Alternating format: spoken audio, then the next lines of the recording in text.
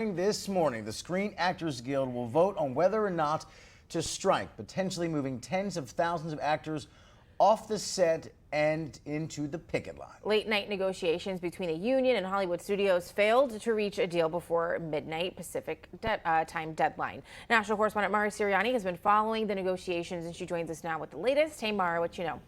Well, guys, good morning. This is quickly turning into the summer of strikes, and in Hollywood it is really a double whammy because now you have the actors who are getting ready to, it seems like, join the writers on those picket lines. This is negotiators for the actors union went ahead and recommended a strike. This after late night negotiations failed.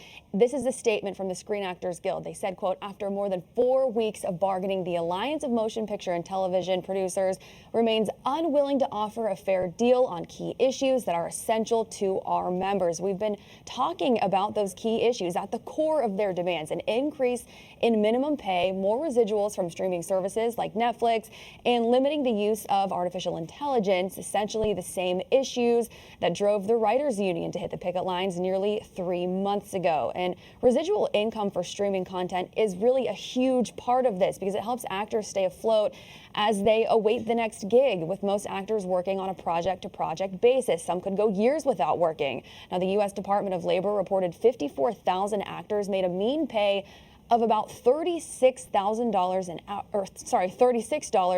an hour last year. And ZipRecruiter estimating your average actor makes anywhere from $38,000 to $68,000 per year. And by contrast, ZipRecruiter also finding the average salary of a TV and film production exec is $164,000 per year. But as we know, it is often 4 to 5 times that amount. So SAG's president, reacting to all of this, Fran Drescher, and the union's chief negotiator, put out a statement after these negotiations failed early this morning. They say, quote, over the past decade, your compensation has been severely eroded by the rise of the streaming ecosystem, which we just talked about. Furthermore, AI poses an existential threat to creative professions, and all actors and performers deserve contract language that protects them from having their identity exploited without consent and pay. So again, SAG-AFTRA's national board will take one final vote later this morning on whether to go ahead and authorize that strike. And guys, this could have far-reaching implications. It could mean that the Emmys are in jeopardy.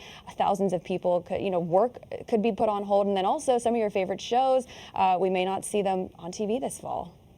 Wow. And I didn't think about it until I heard it yesterday in a conversation, like craft services too, like the people that work to feed the crews and all that. I mean, they're not going to get work either. Right. So it's the ripple effects aren't just, what we see when we turn on Netflix. It's really the everyday lives of people. Yeah, Hollywood is an industry, right? And so it's not just the main thing, it's all the stuff that surrounds it. So wow, what a summer it's been, and no end in sight for either of these things. Summer just started. And this hasn't happened, both unions like this in Hollywood, since I think 1960 is what we've been reporting. So this would be crazy for that town. Yeah. All right. Well,